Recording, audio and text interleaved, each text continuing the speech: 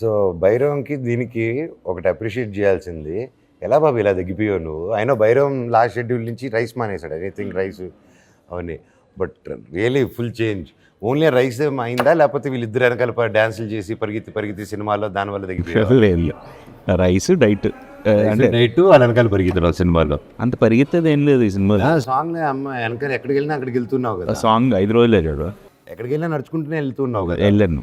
So probably Bhairavam కూడా ఫైట్లోనే చేసాను. So Rohit, Rohit almost ఓ టైంలో సేమ్ తినేవాళ్ళం.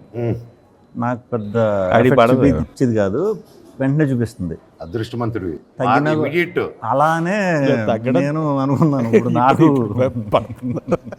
పడుతుంది, బాగానే పడుతుంది. అక్కడికి వచ్చా ఆడికి ఎత్తన్నా అయ్యేది కదా, ఆడికి హ్యాపీ అంటే హ్యాపీ సోల్ ఆడు.